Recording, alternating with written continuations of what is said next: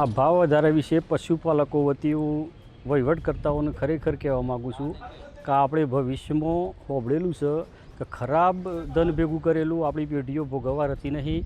અહીં આ પશુપાલકોનો જે દૂધ ઉત્પાદન કરી પરહેવો જે વેળીને દૂધ ઉત્પાદન કરે છે ડેરીઓમાં ભરાવશે એનો વહીવટ સારો કરે અને 100% એનો જે નફો હોય એ વેચે તો ખરેખર પશુપાલકો ટકી રહે. નકર વહીવટકર્તાઓ જે 2 નંબરનું ભેગું કર્યું છે એ શાના માટે ભેગું કર્યું છે? અત્યારે આપણે આગળના દાખલા જોયેલા છે કે કોઈનું ભેગું કર્યું નહીં, પેઢીઓ ખલાસ થઈ જશે.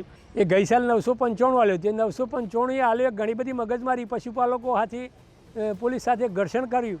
ડેરીમાં 2-3 હજાર ખેડૂતો ભેગા થઈ ગયા ત્યારે 995 રૂપિયા જાહેર કર્યું હતું.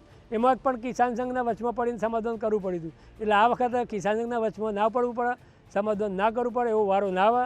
એટલે સાબરદોણની ક્વોલિટી પણ બહુ હલકી છે, એને પણ સુધારા છે. સાબરદોણનો પ્લાસ્ટિકનો કોથળો જે 100 રૂપિયાનો હતું એ બંધ કરીને અત્યારે 5 રૂપિયાની થેલી આલવામાં આવે છે, જે ઘેર લઈ જતા પણ ફાટી જાય છે. સાબર ડેરીના સંચાલકોને મારી નમ્ર વિનંતી છે કે તમારો અનગઢ વહીવટના લીધે પશુપાલકોને ખૂબ નુકસાન છે. બરાબર, એને પોષણક્ષમ ભાવ મળતા નથી. બરાબર, સવારે 4 વાગે ઉઠીને બહેનો તબેલામાં જોઈ છે.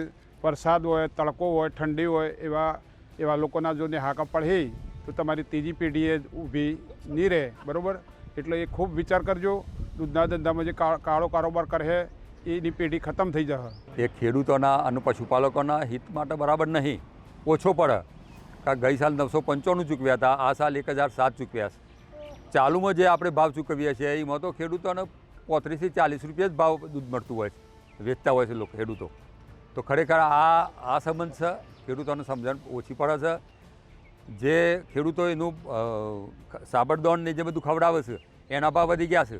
સાબરદોણ જે આવે છે એ ગુણવત્તા વગરનું આવે છે, સારું સાબરદોણ આવતું જ નહીં.